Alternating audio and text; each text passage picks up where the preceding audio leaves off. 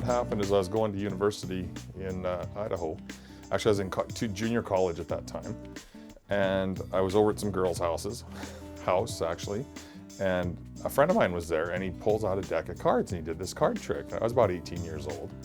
And I'd messed around with a few magic things before that, but not really. And he showed me a card trick, and he did it for everybody that was there.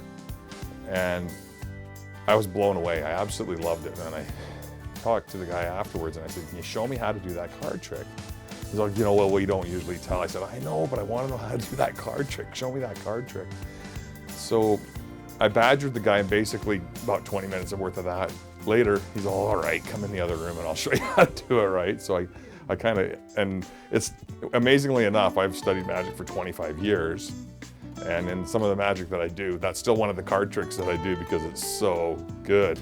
And just take any card you want, just any one you want. That one there. Now I'm going to give you the option to change your mind if you want. You can either change your mind or you can go with that one. I'll go with this one. You'll go with that one? Yeah. That's great. Now, we'll put it back in the deck, and we'll give it a little one of these, right? Okay. Oh, didn't change. I'm committed to the trick though. Very, very committed to the trick. Do you see one card on the table that's a different color? Well, this one here. Yeah.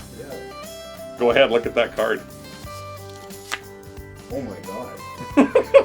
Yeah, I was in Edmonton, actually going to a seminar by Samuel Patrick Smith, very famous children's magician out of Florida. And he pulled me aside after it was over because I'd been to his lecture twice. And he said to me, he said, Trent, I think you're a great magician. I think you're doing this wrong. I go, well, what do you mean? I'm just doing kids' parties and stuff. And he goes, you have a background that you could go into schools and actually really leave a message with the students and the staff on social issues at the time, right? So I was like, well, that's kind of an interesting idea. So I went home and we worked on it for a couple of months, and we came up with a show we have for students called The Magic of Reading. I'll talk to the students how, if you notice, all these three pieces of rope are exactly the same, and they scream, no, they're not, they're all different. And I said, no, think of these as the people that we go to school with. This big long one, that's that guy we go to school with. He can do absolutely everything. He's really good at sports. He passes all his classes. He doesn't even have to try, right? This middle length piece of rope, that's what I call my average Joe. This is the guy that we go to school with. He's pretty good at sports. He has to work at it a bit. He passes all his classes. He works at that also. And this little short piece, some of the girls like him. Very important. And the short piece of rope I call my Charlie Brown piece of rope. So he really loves sports, but lots of times on the playground, he's that guy that's chosen last. He's a great kid, he really is. He passes all his classes, and he has to work so hard, but this is what we see when we look on the outside of a person.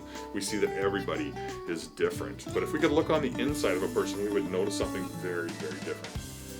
We bring all the pieces of the rope up, even like this. If we could look on the inside of a person, we would notice the kids love it. And the thing with magic is a visual learning aid. I can really hold the attention of the students because they want to see the magic, but they're also listening at the same time, and that's where it really, really works well. Like this, and you can see that on the inside, everybody is exactly the same. I speak on the level of the students. I think it's important to speak to students on their own level.